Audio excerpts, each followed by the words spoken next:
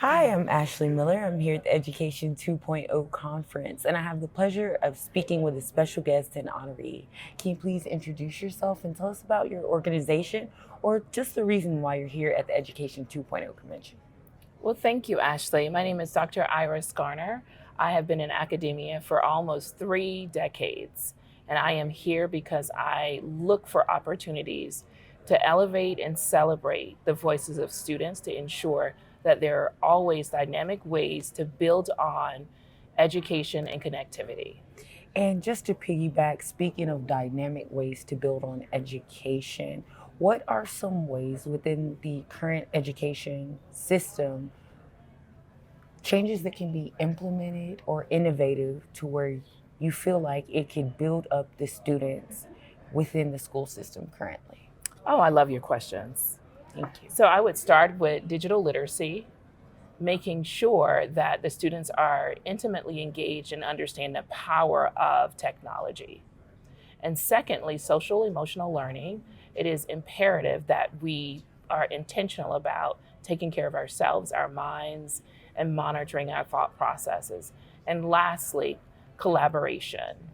Those three components are really the jewels to ensuring that students are leveraging education at its fullest extent. And that is amazing. In the spirit of collaboration, what has your experience here at the Education 2.0 conference been like, and what has networking been like for you? Collaboration is definitely a word that would sum up my experience. It has been from day one full of exciting insights that I've gathered from the panel conversations. I participated on a panel, and the networking and the collaboration, I am certain that it will help me and empower and inspire me to do even greater things. That is so amazing. And being empowered and inspired are two of the traits of amazing leaders. And speaking to the upcoming or aspiring leaders of the future, what are some words of encouragement that you would say to individuals that want to follow in your footsteps as well? I always take advantage of opportunities to share just strategies around being a leader. And one thing that I would say that I firmly believe in is that leverage your voice, operate in your passion, and advocate for others. I have been diligently working to fill in the gaps for the voices that are not seen, not heard, or not realized. And so, because I'm operating in my passion, it really allows me to lean in a very authentic way. That is amazing. And before wrapping up, I want to ask one more question, and then I want to figure out where I can find your website and your social media. But prior Wonderful. to that, what does being a leader within education mean to you? Oh, I'm so excited that you asked that question.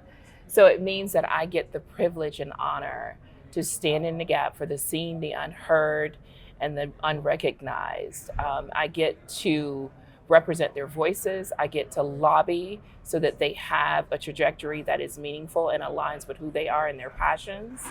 And most importantly, I get the great privilege of looking into the eyes of my daughters and celebrating who they are and who they will be.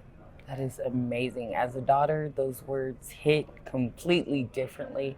And with that being said, with the virtual audience that's in attendance, how can they connect with you online, website, LinkedIn, Twitter, or Instagram maybe?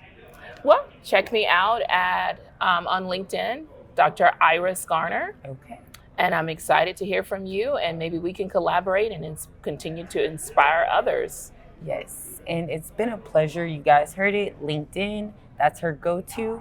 Thank you so much for allowing me to interview you and for giving us a different perspective on what being a leader is, and especially being a leader in impacting education the way you do. Absolutely. Thank you. No problem.